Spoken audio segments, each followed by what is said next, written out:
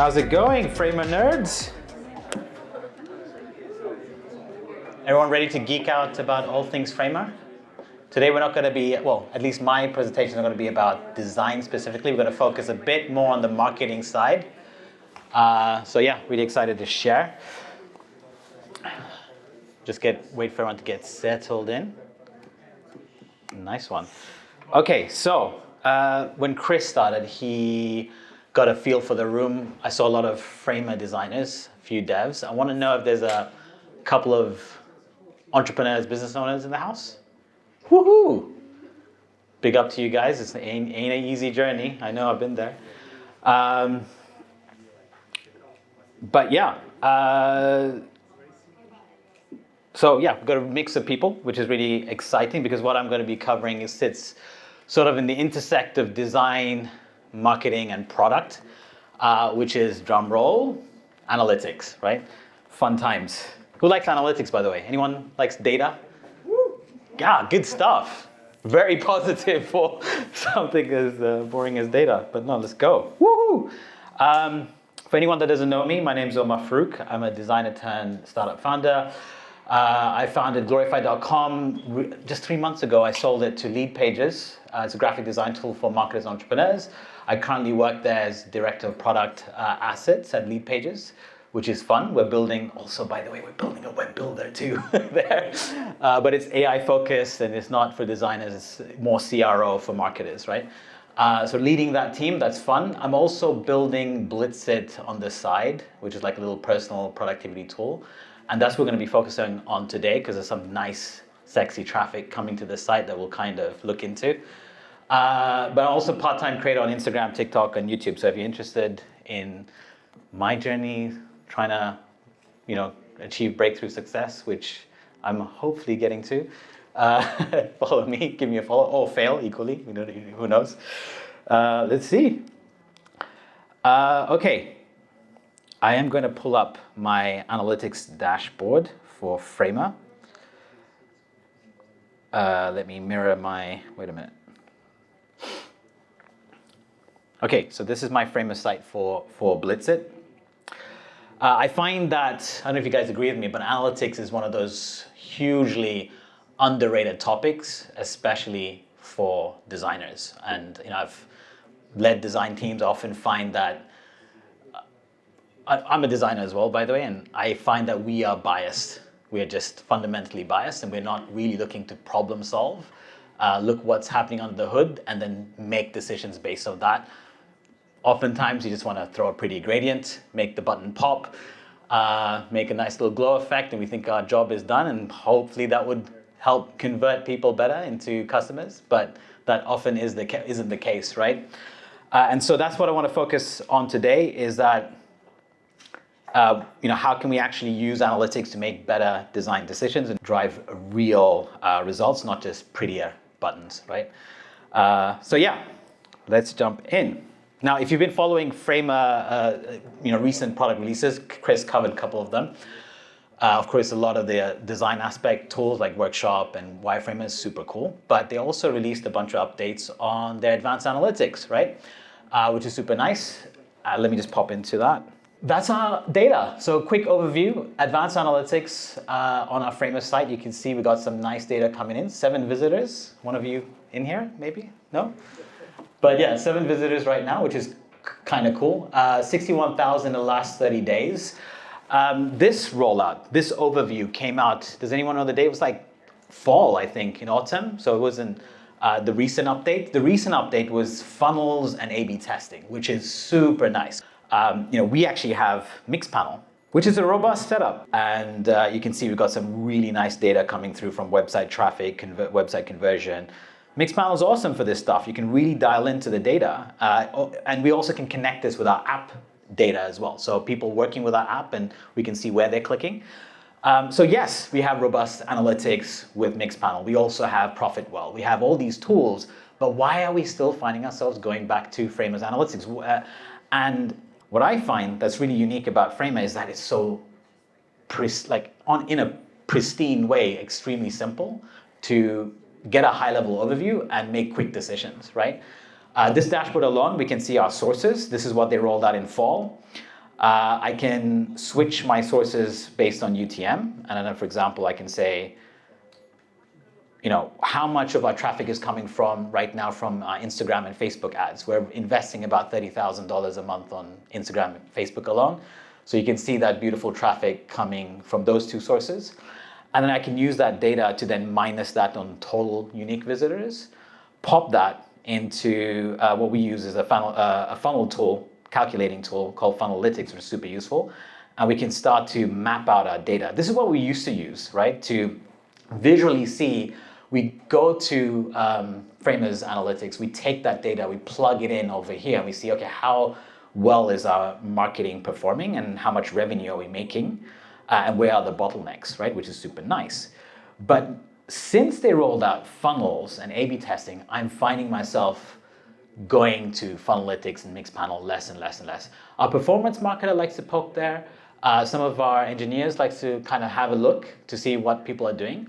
And of course, it's useful for app analytics. So it has its use case. It has a really valuable purpose. All these tools have valuable purpose. But for those guys for the team whose whole purpose is like ownership of the website ecosystem, this gives you everything you need to make decisions, we found, right? So dialing into this, we can also filter by a UTM source. So I can see, okay, based on Facebook, where is this Facebook traffic going to? Is it going to, we have a lifetime option at the moment. We have the homepage. Is there, and this looks good because it's accurate to what we would assume or what we'd expect, that we're funneling all of the Facebook traffic to the right place. I would have been concerned if it was going somewhere else, like our partner program or something random like that. So it's really nice and comforting for me to just go into Framer as we're designing pages. Also, pop into analytics and see what's actually happening, with this data. Where are people going? Where are people visiting? And we've got this all in one place. And this is where I think the penny drops, is like Framer is really closing the gap between design and marketing, right? They've done it on, I think to some degree, a simple level, but I know they're investing so much into this area and they're going to continuously invest into it until Framer will be your complete design to marketing stack. You won't need anything else. I can imagine that happening soon, hopefully. So what we're going to do here is I want to try to see if we can make this a little bit interactive. We're going to keep the session short, just about 10 minutes, but let's see if we can put our problem-solving hats and look for opportunities to improve our funnel. So I'll do a live funnel creation for you guys, and probably if there's time, we'll do an A/B test. I actually have an A/B test running right now for our page. We had an assumption that our homepage, so you see this little product visual over here. That's it's a Framer component, animated component. So it's a little bit graphics heavy, memory heavy as well. And so we had a hypothesis that if we put a looped video that is super low in memory consumption, we would get better results. Lo and behold, we ran the test and you can see the variant didn't perform, right? Which is also good because it's good to know what doesn't work, right? That's equally valuable knowledge. And so we know we're doing something right with this component. And then we also did the same test on mobile as well. So very, very useful. To run an A/B test is really simple. You just have to literally hit that button. I think it costs, I can't remember the pricing actually. It's like £50 for X amount of traffic. And then when you cross that, you have to keep paying. Like every cohort of traffic, you have to pay a little bit extra on your subscription. But it's decent. It's good for especially if you're scaling. Okay, so I am going to set up a test. Why am I looking at that screen? Let me look here. Okay, so let's do this. We are going to run a hypothesis on our lifetime deal page, for example. So this is our lifetime deal page. Notice how now we have the A/B variants right here. So we can instantly take the B variant and start maybe making a hypothesis on the headline, right? So instead of saying a simple to-do list and timer, we can just say a simple to-do list, to-do app, for example. Something basic. This is, of course, just a preview, and then you just add a step. One thing I did a mistake on is that the first step is always set for you by default. I didn't realize that. So just going one step behind, when you add the step, you're actually adding the second step in the funnel. But once you add the second step, we have the home page, we have the click event. Now this is, depending on how you feel about this, I personally feel I prefer page views because it's more reliable. You can, of course, add the tracking for clicks as well. And the way you do that is for example, take this component, and I believe we have the tracking ID right over here. We can create a variable for it. For those of you Framer pros, you're familiar with variables. This then allows it to be, allows us to give it unique tracking per page, right? So now I've got the tracking ID here. I can call it click lifetime, for example. Super, super nice. And then we can start running the test, or if you're not ready, you can just head back to the analytics tab and set this up. But like I said, I prefer page views. And so what we do is we have a success page after people download. So you could just add that as a step, and we just cross this over. And then when you run the test, you will essentially get this kind of view over here to see how many people are funneling through and actually going through the steps, and what's the conversion rate, what was the lift in terms of performance. So super, super nice setup. As far as funnels are concerned, we've got a bunch of these set up already for my site. Something that's really interesting is the way you could filter in. So this is like our overall conversions, right? So the way people sign up for Blitzit is that it's a bit of a complex funnel. People download the application. Once they download the application, they install it. And once they install it, we throw a tracking page to say that people have installed it, right? So there's multiple steps. In fact, I can show you how that looks like if I go to Blitzit itself. This is the animated component, by the way, the one that we were testing. We weren't sure if it would be a bit memory intensive, but turns out it performed. Just a little side note. But if I click download over here, it would take you to this page. So we can track page view on this page from the home page. What's super nice is that without tracking the click, the page view actually gives us the relevant traffic from homepage to download page, right? So it's not benchmarking it against total traffic, it's actually benchmarking through the funnel journey, which is really, really nice. And I stress tested this, and this is the case, right? Which is super nice. And going back to here, once you download it, you get this app essentially. And very quickly, I'll just do a fake email, show you how the tracking works on our system.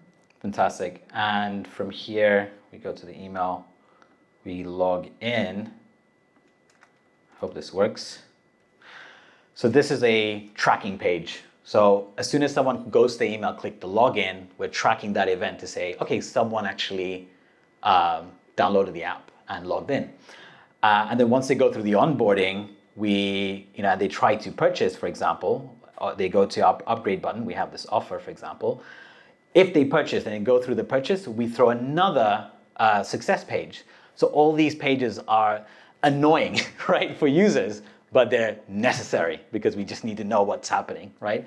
So sometimes as a startup, you have to make these choices. You have to make sacrifices to see what's going on under the hood. You can sunset these once you start to get to a level of scale, but we are tracking at every corner, right? If you want to look at what it actually looks like from a funnel perspective, this is what's actually happening. People sign up, download page, trial start page, people then get a nurturing sequence, a bunch of emails, they finally purchase, and then we show the purchase page, the success page of those. So lots of pages in your face.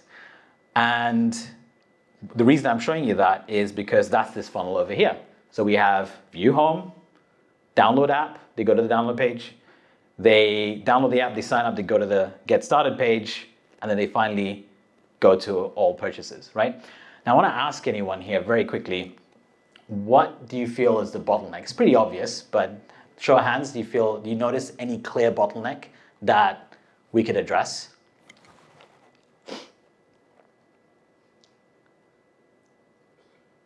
Well, from the first step to the second step.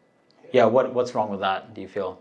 The conversion is like I'm glad you saw, visually it looks like it sucks. I will say, It's 11.5. yeah, and that's interesting, right? So in software, 10% is really good for download. It's freaking good, yeah. Might I say so? It's pretty good. But people that are viewing the start page, so this is basically, so when they download the app, they install it, then another page comes up. That's like the getting started page. So for some reason, even the 10% that download the app, only 4% actually end up signing into the app. So that's an app issue, right? But I'm glad that you pointed it out, because I believe whatever the industry metric is for conversion from homepage to download, you can always increase that, And I'm glad that you saw that, because look at the potential. We have 55,000 folks coming to this page. These are people that clicked our ads. They saw an ad of Blitz, the product. They were interested. They said, let me check this out. They decided to come to the page. So why did they leave, right? If they saw the ad and were interested enough to click, surely we could get more people to download, right? And this is where the interest, as a designer, you can set these funnels up. Now, this is the overall conversion, but you can dial this in further. We set up a bunch of funnels. We set up a funnel for just the lifetime deal option, which again, super low conversions. So for people, we're just testing, running people to the lifetime deal page, getting them to, cold traffic to see if they'll actually purchase without any touch points. It's just an experiment. And 1.5% can be improved. But, for cold traffic, it's okay, because it's cold. They have never heard about us before. So people are willing to take money out of their pockets, even with from a cold ad. And as we dial into this further, we have homepage. So this is just our homepage conversion. I want to go into something really interesting. So this is where it gets cool, is that from our homepage conversion, we can put in a filter. We can look and see, where is performance even higher? And if you notice on desktop, check out that performance on download. It's pretty nice, right? 34% on download. So desktop seems to be working well. The reason being it is a desktop it's primarily a desktop app at the moment. We have mobile, but it's still in private beta in our community, right? So if I switch it to mobile, there's a huge drop there. So, any gut feelings of what we could do there? I'll go to the page actually. Maybe we can see what's actually happening. Can you control the ad spends to focus more on desktop? That's a good point. Yeah. So you just shift the spend to desktop. Yeah, that's a good point. Super valid. Anything that we can see on the design level that, and any answer works, by the way. If you notice the designs over here, I'll just hit the preview button. And I want to see what you guys feel about, why people not converting on this. I actually don't know the answer. I want to ask you. Let's see if we can make this. I'll put a post up soon to see if we figure this out. I make this change today. A couple of weeks, I'll put a post up on Twitter and see if it worked or not. But yeah, go on. If it's not like a mobile-first product, you can push people to pick up the journey on desktop later. Yeah, and we are sort of doing that with the email. So that's why we have email sign up there versus just the download button. I saw some hands up at the top, but you're right. Go ahead. Yeah, I mean, if it is the animation that people love and it's slightly lower down, maybe that's a part of it, or maybe there's too much copy for mobile. So too much copy? For mobile, whereas it might be maybe more acceptable. Let's reduce it. Let's freaking test that, man. Arrange it.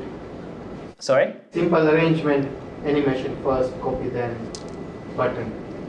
So animation at the top, so product first at the top. We could try it, yeah. I love that. Go ahead. How do you track a user's cross-device? Like if a mobile user decides to download the app on the desktop, you can't track it. I'm trying to figure that out actually. I think we're losing some of the tracking data on mobile because obviously they're coming on mobile, they're putting their email, they're now going to a different device. So we're probably losing out on that. But I will say once they sign up from here, I'm just going to pop my email on this.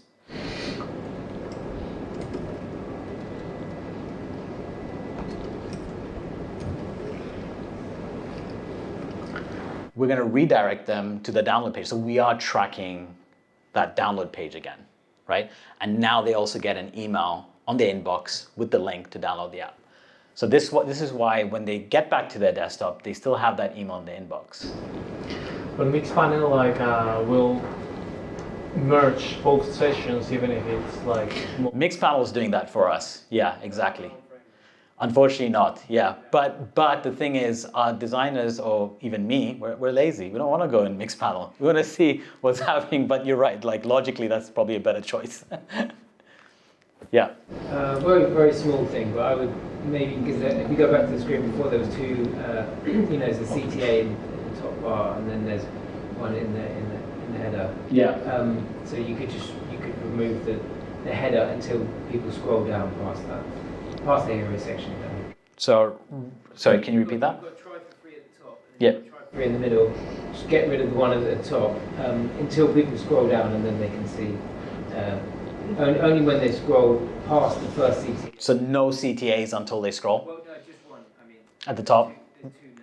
Yeah, so too many CTAs? Maybe. I actually think that it's a good idea to try no CTAs until they scroll, because right now I can only see like the text really big, And you can't even see the animation. That's a good point. Yeah. it's just like enter your email, so it's Yeah. just like asking me too much without even like Yeah. knowing what the app. Yeah. That's awesome. But I love this. The point, like a lot of great ideas came forth, and the reason being is because your designers thinking like data analysts. That's the difference, right? And that's what I want to try to empower you with today. That's it, guys. That's my session. I'm going to take these ideas forth. We're going to see if I can implement them in split tests. But I'll take any Q&A before I conclude. Sorry, can you check the accessibility as well? Sorry? Can you check the accessibility? The accessibility. That's a good point. You know what? We didn't have good practices. We're an early stage startup, so we have a design system. We're using Figma. We're porting those here, but we could accessibility police would come and say like, what the hell is going on here? I can believe that. What do you see? That's. Can I see that field that I can add my email? That's an obvious one. Yeah, you're right there. Yeah. We should brighten that up. For free, I'm not sure if it is. Because Do you think that's a problem? The try for free with the black text? Yeah. Do you struggle to see it? I have some. It's okay. Don't be honest. I'm not seeing the field for adding my email. I'm not sure what happens if someone just can try for free. Right. No, good point. I think all these little things matter. Yeah, go ahead. This might be me misunderstanding the flow. Yeah. The Microsoft and the Apple logo, are Yeah. those clickable CTAs for the user to be able to? No, it's only just telling them that we are compatible.